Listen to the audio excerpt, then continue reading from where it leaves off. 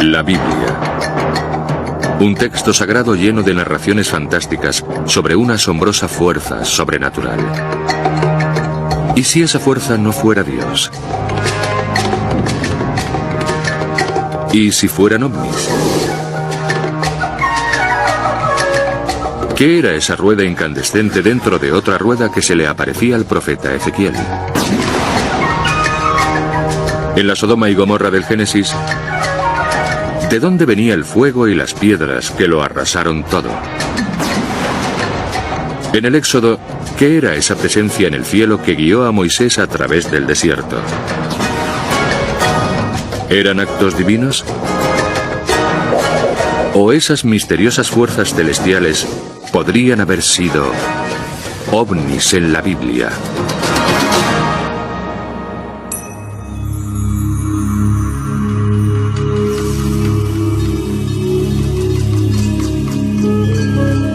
A lo largo de la Biblia se suceden misteriosos fenómenos aéreos que alteran el curso de la historia humana.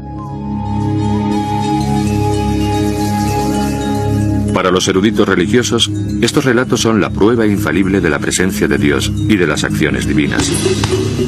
Pero algunos investigadores modernos defienden una teoría diferente. Tal vez esas historias relaten verdaderas visitas alienígenas.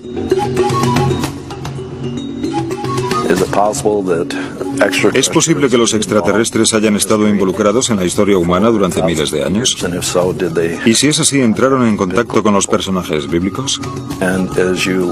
Cuando se estudia la Biblia, se observa que hay muchos testimonios de ovnis que contactan con personas, como el carro de fuego que abduce a Elías y lo asciende al cielo. Elías fue uno de los profetas judíos más respetados de su época. Según los expertos en ovnis, el relato bíblico de su encuentro con un carro de fuego es una descripción detallada de lo que podría denominarse un ovni.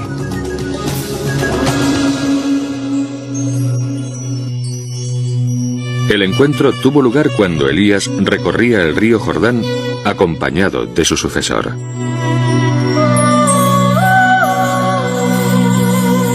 Elías sabía que su vida corría peligro porque había ofendido a muchas figuras religiosas poderosas. Elías pidió a Dios que le ayudara. Le acompañaba un joven llamado también Elías. Y de repente se vio rodeado por varios carros de fuego. Elías contempló un carro de fuego y unos caballos de fuego separados de él, y ascendió en un torbellino al cielo.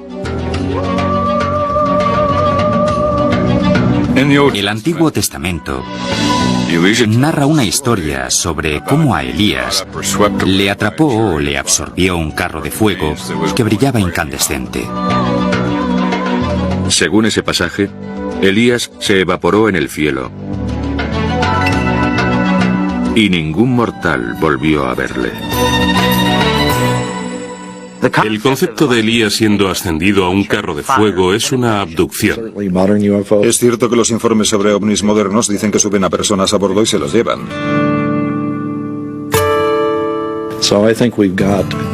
Creo que lo que aparece en esos informes es algo muy parecido a lo que se llevó a Elías al cielo.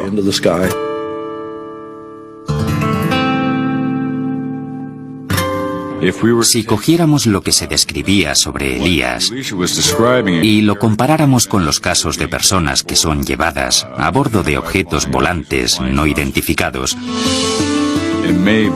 podría tratarse perfectamente del mismo tipo de suceso que tuvo lugar en aquella época.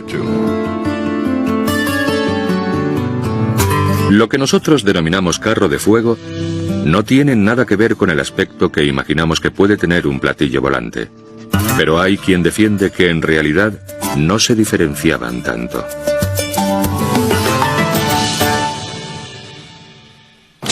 Carro es un término que significa algún tipo de transporte.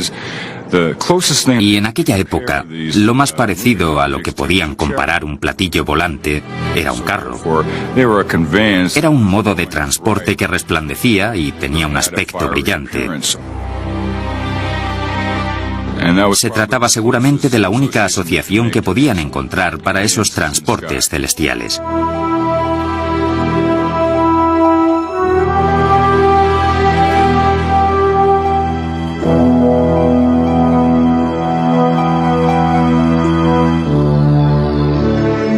Algunos especulan con la interpretación tradicional de que muchos pasajes de la Biblia están manipulados, no solo por la falta de referencias técnicas de sus redactores, sino por las inexactitudes de la traducción al inglés de la Biblia que se efectuó en 1611 en la corte del rey Jaime.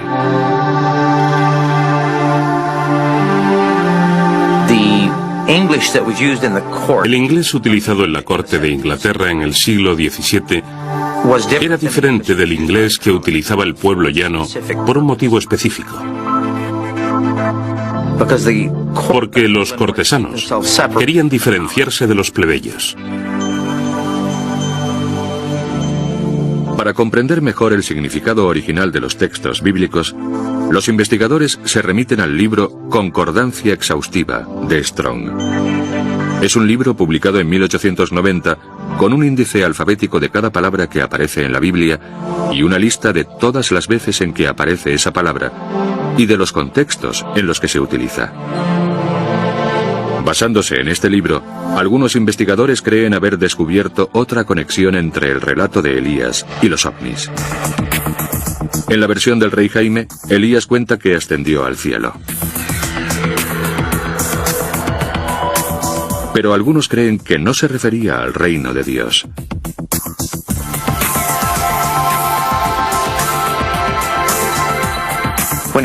En la corte del rey Jaime, la palabra cielo significaba exclusivamente cielo. En los cientos de veces en que aparece nombrada, cielo significa cielo físico. No se refiere en ningún caso al reino de los cielos como recompensa.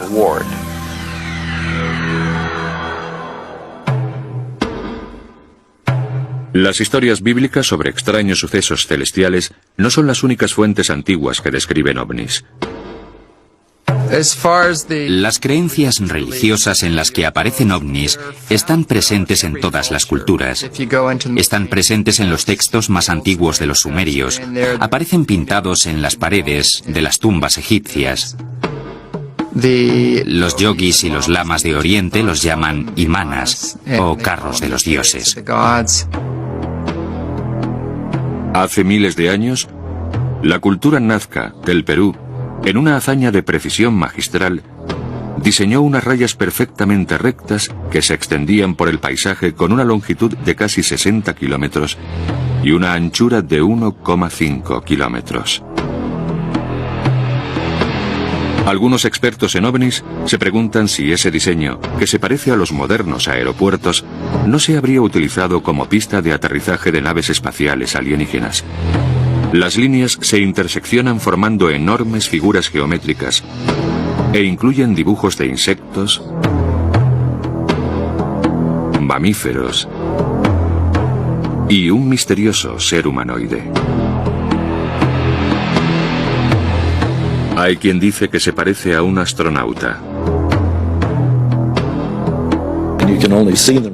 Pueden contemplarse desde el cielo, y hay que preguntarse si no las dibujarían para impresionar a seres que volaban por él. La cultura que los dibujó intentaba por lo menos captar la atención de los seres espaciales, que sabían que existían. Hay otras civilizaciones antiguas que también creían ser visitadas por seres extraterrestres.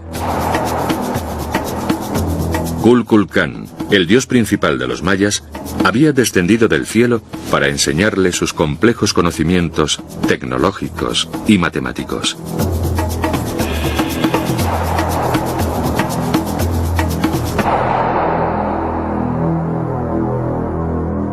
Los avanzados conocimientos matemáticos de los mayas son una de las formas de demostrar que existe una posibilidad.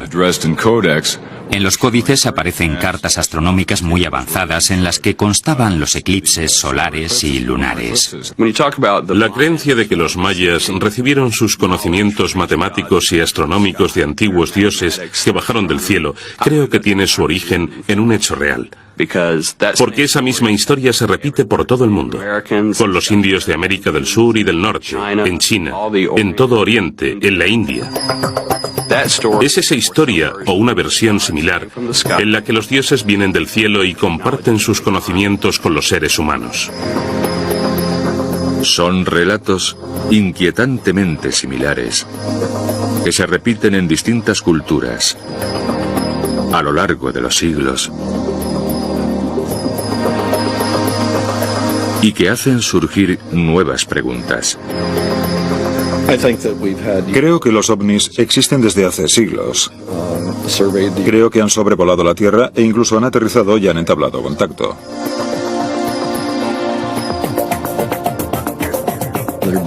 Creo que han aportado ciertas cosas que nos han ayudado a desarrollarnos. Y creo que la religión bíblica es un ejemplo de cómo han influido en nuestro desarrollo.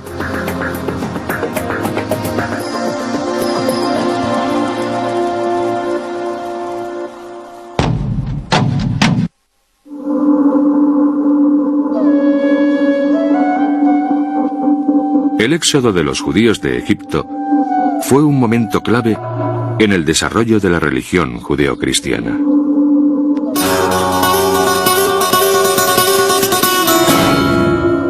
A la cabeza de esta migración en masa estaba Moisés, a quien le guiaba un misterioso fenómeno celeste. El Señor se les aparecía durante el día en forma de pilar de nubes para enseñarles el camino.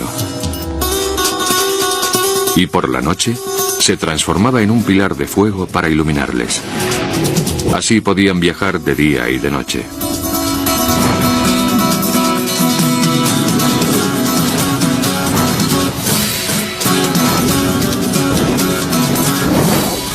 Es un elemento de la historia especialmente intrigante para los modernos expertos en ovnis.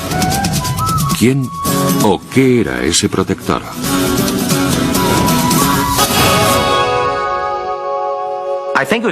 Creo que era un ovni muy grande, que se apagaba durante el día y brillaba de noche. Proporcionaba luz al campamento que se instalaba debajo. A veces flotaba en el aire durante varios meses seguidos.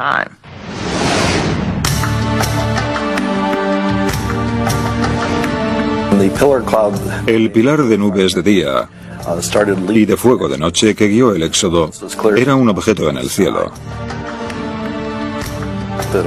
que aparentemente contenía algún tipo de ente inteligente, que se comunicaba oralmente con Moisés durante todo el camino.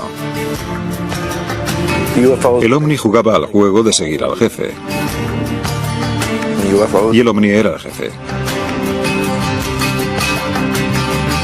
Aunque inicialmente el faraón permitió el éxodo de los judíos, luego cambió de opinión y se lanzó sobre ellos con todos los carros de Egipto y cientos de sus hombres.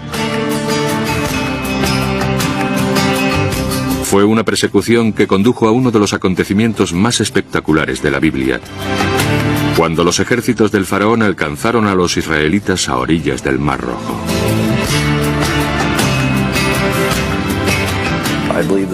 Creo que ese ente que volaba sobre el Mar Rojo produjo la separación de las aguas. Hay una teoría que afirma que el sistema de propulsión del objeto extraterrestre apartó las aguas permitiendo a Moisés y sus seguidores cruzar el mar. Después, el Señor le dijo a Moisés que extendiera su mano sobre el mar para que se tragara a los egipcios, a sus carros y a sus jinetes. En mi opinión, la separación de las aguas estuvo causada por algún tipo de fuerza antigravitatoria. Las gentes de la Biblia no habrían sabido cómo explicarlo ni aunque lo presenciaran. Pero creo que si alguien lo hubiera presenciado en la era moderna, nos podrían haber transmitido una versión científica de lo que a los antiguos les pareció sobrenatural.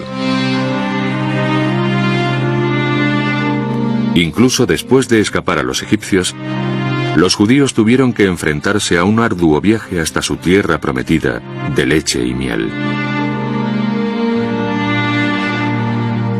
El camino se lo indicaba una nube que los guiaba y protegía a la vez.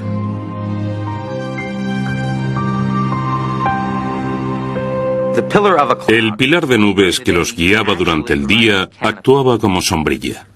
La zona en la que viajaban era un desierto con temperaturas de hasta 50 grados y tardaron 40 años en llegar. El pilar lanzaba maná a los judíos para alimentarlos durante los 40 años que duró su éxodo. Así los mantuvo vivos en el desierto mientras se gestaba un enorme proyecto de acondicionamiento religioso a manos del ente extraterrestre. Algunas interpretaciones modernas afirman que el ovni les proporcionó mucho más que alimento y refugio. Cuando los israelitas se acercaban a las laderas del monte Sinaí, el pilar de nubes volvió a comunicarse con Moisés. El Señor le dijo a Moisés que se levantara temprano y subiera al monte Sinaí, y que se presentara ante él en lo alto de la montaña. Cuando Jehová aterrizó sobre la cima, advirtió a la gente que se apartara, pero permitió subir a Moisés. Y aparentemente, Moisés subió la nave que había sobre la montaña. Entonces, Moisés subió a la montaña, que quedó cubierta por la nube. El Señor se apareció esta vez en forma de fuego abrasador en la cima del monte, a la vista de todo el pueblo de Israel. Y Moisés penetró en la nube. Los teóricos modernos especulan con que el tiempo que estuvo en la montaña lo pasó en el interior de un ovni. Y cuando llegó a la montaña le sudaba la cara.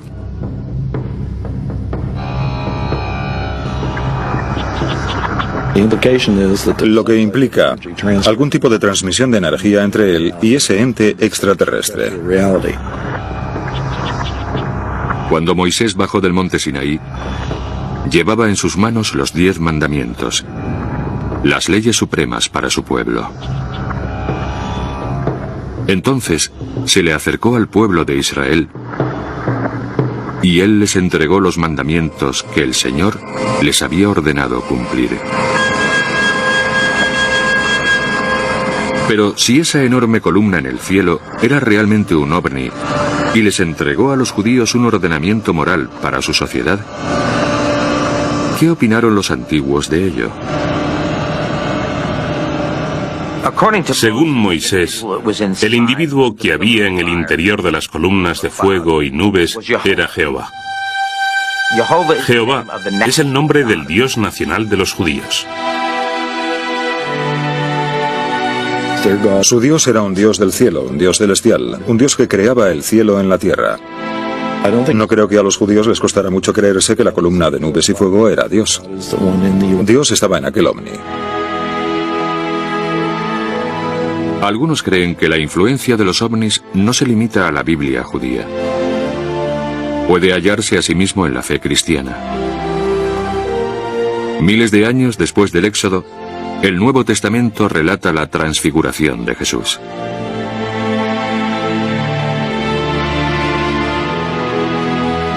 Y se transfiguró ante testigos. Sus ropas se volvieron de un color blanco tan deslumbrante que no había cal en la tierra que las pudiera blanquear más. Y aparecieron Elías y Moisés, que se pusieron a hablar con Jesús. Era sorprendente encontrar a Moisés y Elías con Jesús, porque Moisés llevaba muerto cientos de años, y Elías nunca había muerto sobre la tierra, porque había sido elevado al cielo en un carro de fuego, y no se le había vuelto a ver hasta entonces.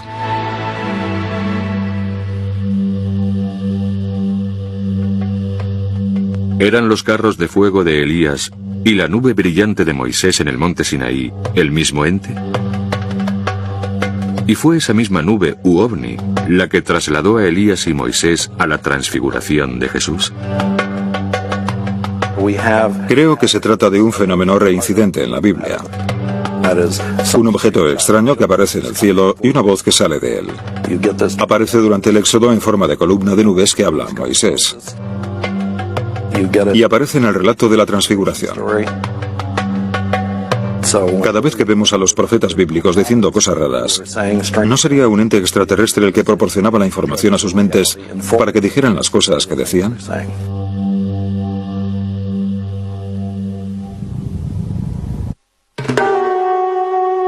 Más de medio milenio antes del nacimiento de Cristo, un grupo de exiliados judíos se hallaba cautivo a orillas del río Kebar. Entre ellos, un estricto israelita llamado Ezequiel. Se había convertido en profeta prediciendo la caída del reino de Israel. También predicó el mensaje de la esperanza y la salvación. Pero antes, Ezequiel había sido secuestrado por un ente celestial. Cuando miré, había un viento tormentoso del norte aproximándose. Y una gran nube rodeada de brillo con un fuego continuo encendido. Y en medio del fuego se hallaba el bronce más resplandeciente. Ezequiel creyó que ese suceso fue un encuentro con Dios.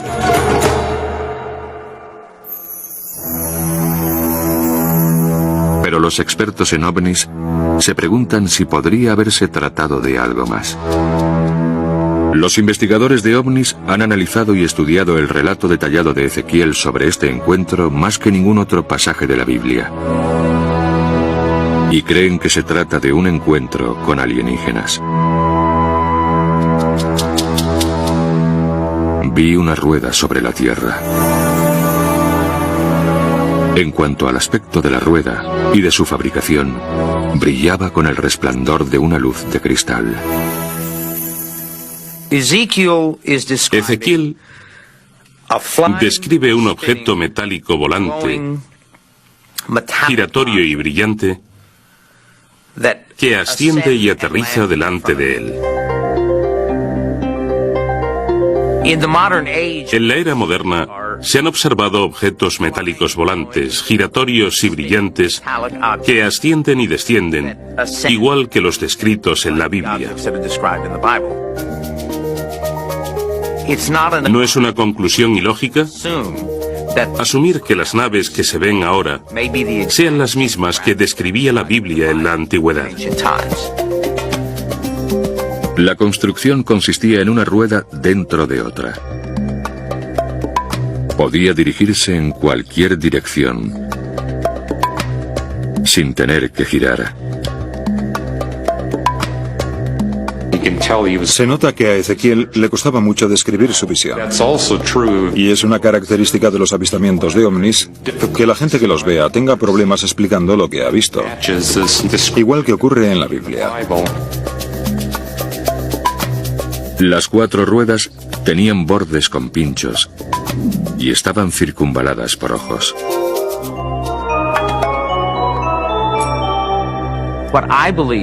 Trataba de describir aparatos mecánicos. Y en esa época no existía ningún aparato mecánico. La rueda era el aparato más sofisticado con el que contaban. Cuando las ruedas flotaban encima suyo, Ezequiel pensó que estaba contemplando algo sobrenatural. Pero, ¿y si se trataba tan solo de alta tecnología? ¿Cómo iba a poder diferenciar lo sobrenatural y lo tecnológico? Cuanto más sofisticada es una tecnología, más sobrenatural parece. Y de ella surgieron lo que parecían 4 criaturas vivientes. Seguían a su espíritu donde quiera que fueren. Y las ruedas se elevaron con ellas, porque los espíritus de las criaturas vivientes estaban dentro de las ruedas. Describe un objeto que sale de la montaña y deja salir de su interior algún tipo de vida inteligente.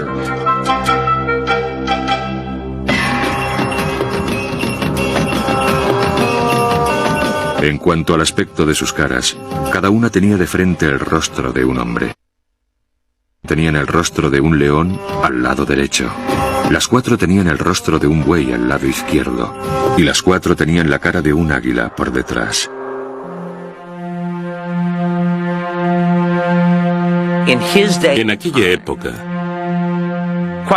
no había nada similar en el cielo. No había aviones, ni helicópteros. No había cometas,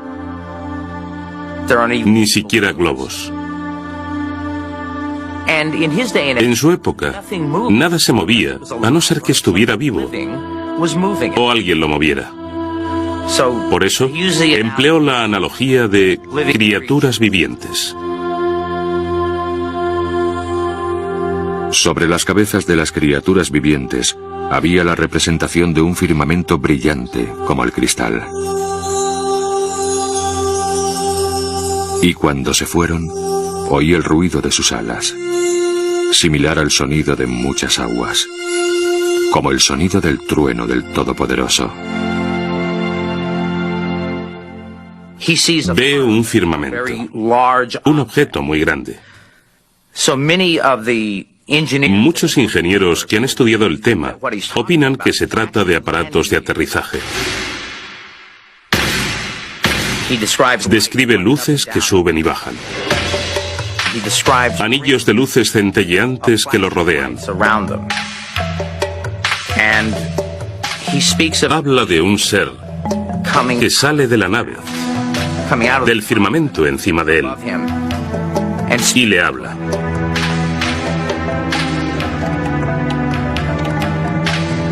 Si los visitantes eran extraterrestres, ¿por qué se le aparecieron a Ezequiel?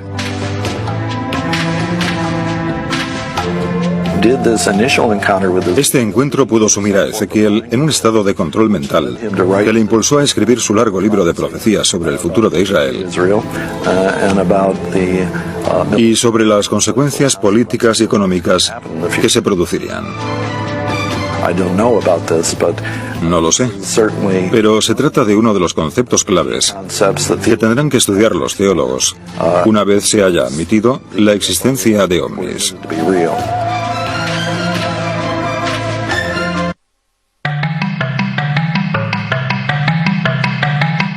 Ángeles.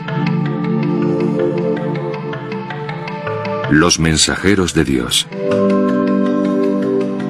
Sus imágenes etéreas aparecen en el arte y la arquitectura a lo largo de los milenios por todo el globo. Mencionados cientos de veces en la Biblia, los ángeles estaban presentes en algunos de los acontecimientos más significativos de la historia antigua.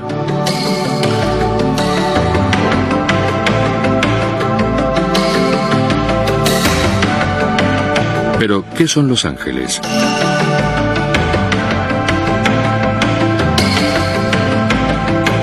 Algunos expertos en ovnis se preguntan si los ángeles y los alienígenas son lo mismo. Me atrevo a especular con que los ángeles de la Biblia y el Corán poseían los mismos poderes y facultades sobrenaturales que los ocupantes de las naves a quienes hoy en día llamamos extraterrestres. Según la Biblia, San Pedro, patriarca de la Iglesia Católica, fue salvado por un ángel con misteriosos poderes. El apóstol Pedro fue encarcelado para asegurarse que no se escapaba, y además lo encadenaron dentro de la celda y le pusieron a un guardia durmiendo a cada lado. Y se le apareció un ángel del Señor que hizo resplandecer la celda. Tocó a Pedro en un costado y le despertó diciéndole que se levantara deprisa. Y las cadenas cayeron de sus manos. Y el ángel sacó a Pedro de su celda entre los guardias inconscientes. Cuando el ángel y Pedro abandonaron la cárcel, la puerta de la cárcel se abrió por sí sola. Y salieron y cruzaron una calle, e inmediatamente el ángel le dejó. Pero el pasaje de la Biblia no explica cómo entró el ángel en la celda.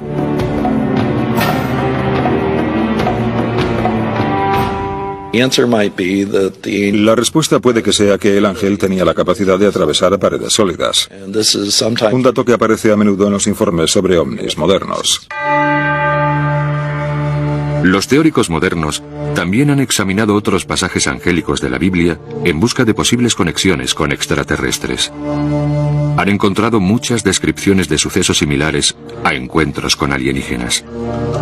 A menudo los ángeles transmiten su mensaje mediante visiones y sueños.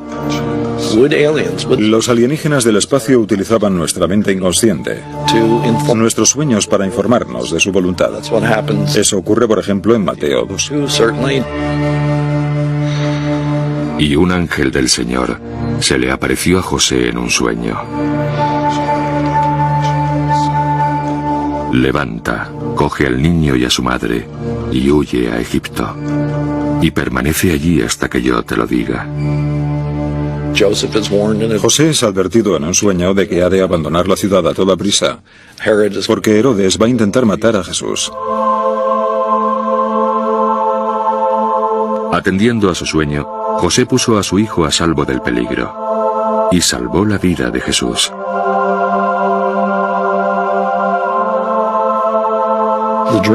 El tema de los sueños juega un importante papel en la vida psíquica judeocristiana.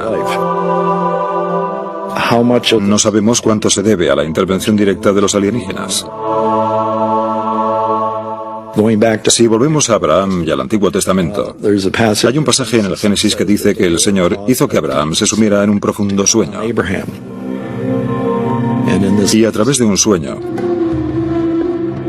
Dios le comunicó todo lo que quería transmitirle. Pero Abraham también interactuó físicamente con los ángeles. Aunque se sabía que eran seres sobrenaturales, estas criaturas celestiales eran a menudo confundidas con meros mortales. En el libro del Génesis hay un relato sobre Abraham en el que le vienen a ver tres seres. Él no sabe que no son humanos, corrientes, y siguiendo la costumbre de Oriente Medio, les recibe como un buen anfitrión. Les invita a comer y pide a su mujer Sara que les prepare la comida. Los visitantes parecían normales, pero pronto desplegaron poderes extraños. Al final los hombres acaban comunicándole a Abraham que su mujer Sara va a concebir y dar a luz a un niño. Abraham cree que se trata de algo imposible de creer.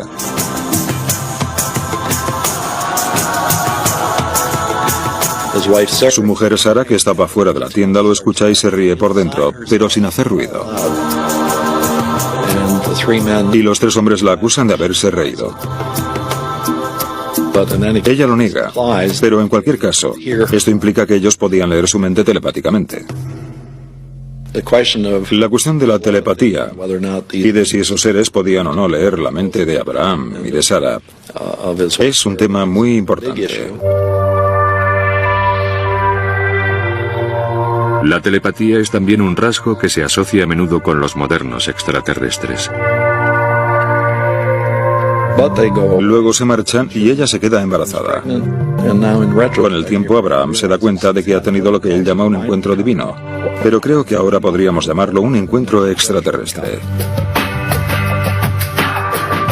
Ese año, Sara da a luz a su hijo, Isaac, de quien parte la dinastía que fundó la nación judía. Una de las cosas que aparecen en muchos informes sobre abducción por ovnis es que los extraterrestres parecen estar muy interesados por el proceso de reproducción humano. En la historia de Abraham y Sara es posible que los alienígenas tomaran parte en el proceso reproductivo entre Abraham y Sara, y que Isaac sea el producto de algún tipo de intervención alienígena.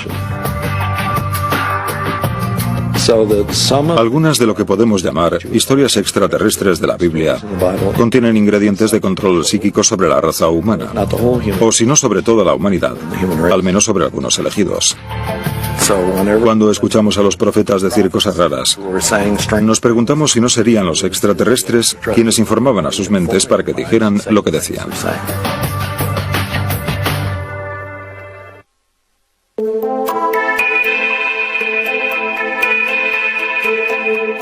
La mayoría de los acontecimientos de la Biblia que los expertos en ovnis definen como producidos por una inteligencia extraterrestre suelen tener efectos benignos o beneficiosos.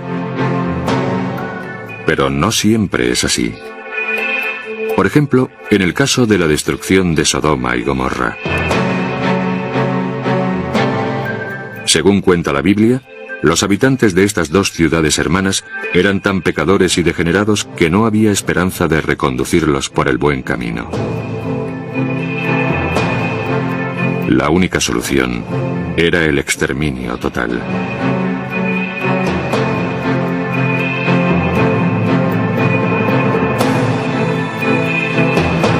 Y el Señor hizo que llovieran rocas y fuego del cielo sobre Sodoma y Gomorra, y destruyó ambas ciudades. En su libro de 1968, Recuerdos del futuro, Eric von Däniken sostiene una teoría distinta sobre la destrucción de Sodoma y Gomorra. Eric von Däniken especuló con que Sodoma y Gomorra podrían haber sido destruidas por extraterrestres que utilizaron armas nucleares. La razón por la que llegó a esa conclusión es la descripción de fuego y rocas que vienen del cielo. Si concluyéramos que los extraterrestres destruyeron ciudades enteras porque no les gustaban, se trataría de una forma muy rápida de captar la atención del planeta Tierra.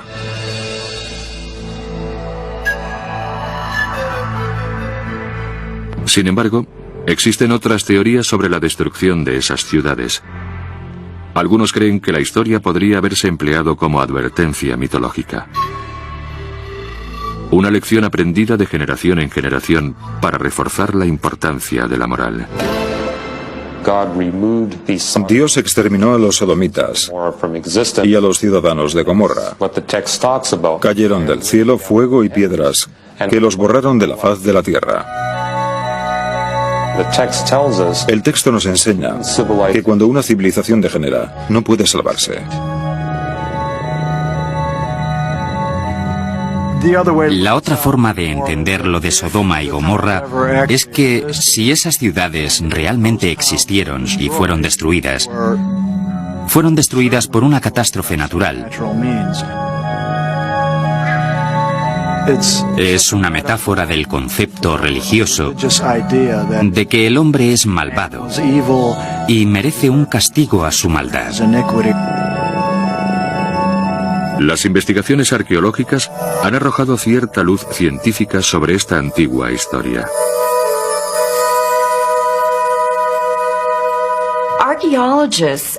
Unos arqueólogos que excavaban en una llanura al sudeste del Mar Muerto encontraron el lugar aproximado donde se situaban las ciudades de Sodoma y Gomorra. Los restos de esas ciudades, que se llamaban Babadra y Numeria, proporcionan datos valiosos para esclarecer la verdad sobre Sodoma y Gomorra. En Babadra se puede observar que se produjo una hecatombe en el montículo donde se asentaba. En Numeria existe un estrato de cenizas que sugiere que la ciudad sufrió un incendio.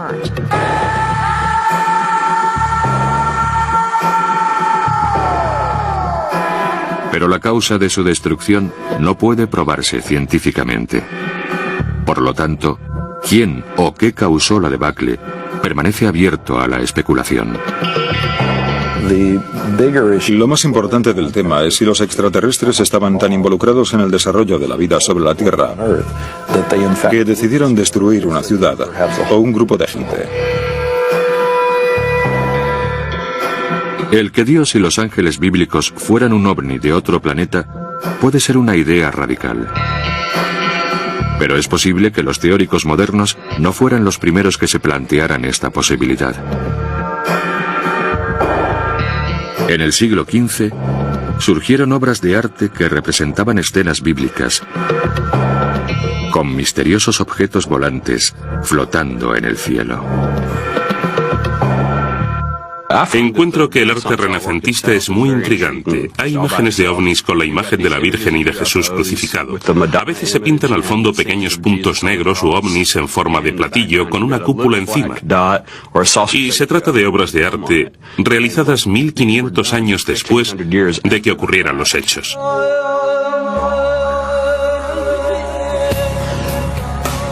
Para el observador se trata de una especie de test de Rorschach.